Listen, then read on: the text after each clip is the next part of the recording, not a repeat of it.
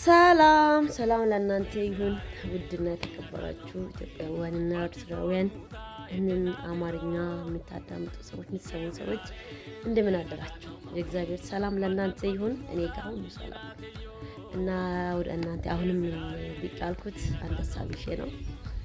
ዛሬ ስክሮል እያረኩ ቲክቶክ ላይ ያገኘሁት ነገር አለ። ለራሴ ትምህርት ወሰድኩት ለእናንተም ይጠቅማችኋል ብዬ ነው። ምን መሰላችሁ? አንድ ወጣት ነው 3 ውሾች ይዟል። 3ቱንም ውሾች የራሱ ናቸውና ወደ ወንዝ ዳር ይዞ ሄዶ ስራቸውን እያስተዋወቀን ነበር። ሁለቱ በመልካቸው ነጭ ናቸው። ነጮች ማለት መልካቸው ነጭ ነው። አንዱ ደግሞ ጥቁር ወደ ጥቁርነት ያደላል። ከዛ መሀል ላይ ነው የቆመው ጥቁሩ ማለት ነው። ሁለቱም ዳር ቆሟል።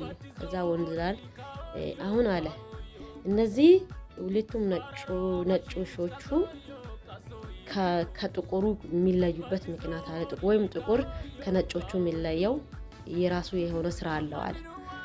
ከዛ በኋላ አሁን ይሄንን በእጅ ያዝኩትን በትር ወይም ዱላ ወይም እንጨት ውሃ ውስጥ ይወረውራሉ አለ። ከወረወርኩት በኋላ ስራውን አውቆ የራሱን ስራውን አውቆ ስራው ምን እንደሆነ ስለሚያውቅ ከ3ቱም የተኛው ሮጦ ሄዶ እንደሚያመጣ ይዋልን። ከዛ ጥቁሩ የራሱ ስራ አውቆ ማለት ነው። ሰውየው ልጁ ልክ እንደወረወረ እየሮጣ ሄዶ ያንን እንጨት ይዞ መጣ ማለት ነው። በአፍ ይዞ መጣ። ግን እነዚህ ነጮቹ ሁለቱም ነጮቹ ምንም አላሉትም፣ ንቅንቅ አላሉትም።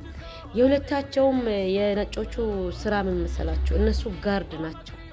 የጋርድነት ስራ ነው ያላቸው እና መራውጥ ይችላሉ፣ ማይድ ይችላሉ። ግን ሄዶ ማምጣትም ይችላሉ እኮ ስራ ስላልሆነ ስራቸውን ስላወቁ የነሱ ስራቸው ልምዳቸው የተማሩት የሰነጠሉት ጋርድነት ነው። ምን ልላችሁ ነው?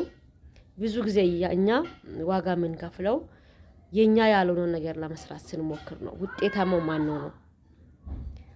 ውጤታማ ለመሆን ምን ማድረግ አለብን?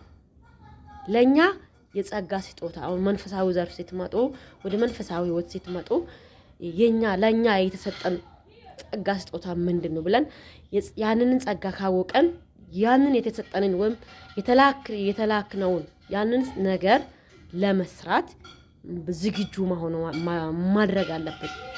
አሁን ለምሳሌ ድሮ ህፃን ሆነን እናቶቻችን ጎረቤት ጨው አልቆ ወይም የሆነ ነገር አልቆ እሳትም ከሌለ የገጠር ልጅ ስለሆንኩ አውቃለሁኝ። ጨው ካለቀ የሆነ ቤት ጨውም ለመበደር ወይም እሳት ለማምጣት ስኬድ ከነ ቤት እሳት አምጪ ተብዬ አውቃለሁኝ። እሳት አምጪ ተብዬ እጄ ጨው ይዤ ቢመጣ ምን ፋይዳ አለው? ምን ጥቅም አለው? አያችሁ? ማዳመጥ፣ እግዚአብሔር ለኛ ምን እንደሰጠ ማወቅ። የኔ ስራ ምንድነው? በዚህ ምድር ላይ ስኖር እግዚአብሔር ለኔ ሰጠኝ ስራ ምንድነው?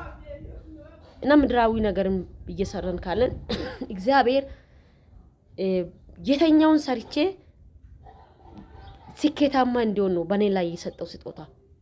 ነግጄ ነው ወይ ተምሬ ነው ወይ? ትምህርት ለሁሉም ባያስፈልግም ንግድ ነው ወይ? የተኛው ፊልድ ላይ ተሰማርቼ ነው እኔ ውጤታማ መሆን የሚፈልገው ብለን ራሳችንን ማወቅ አስፈላጊ ነው ብዬ አስባለሁኝ። ብዙም አላበዛባችሁም። እግዚአብሔር ባርካችሁ። እኔ ከዚህ የተማርኩት ነገር ቢኖር እግዚአብሔር በሰጠኝ ጸጋ እግዚአብሔርን ማገልገል፣ ቤቴን ማገልገል፣ ትዳሬን ማገልገል እንደ ደግሞ በተሰጠኝ በዚህ ጥቂት እድሜ ላይ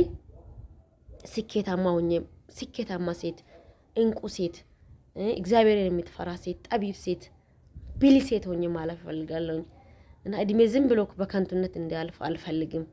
እህቶቼም ወንድሞቼም ከዚህ ምን ትማራላችሁ? ከዛኛው ውሾች ከነዚህ ውሾች የተማርኩት ነገር ቢኖር በቃ ንቅንቅ አላሉትም። ከቦታቸው ንቅንቅ አላሉትም። የጥቁሩን ስራ ሊሰሩ አልሄዱም።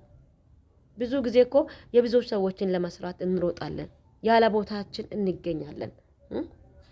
ውድ ነገር ያለ ቦታ ረካሽ ነው ወገኖቼ። ባልተጠራችሁበት አትገኙ።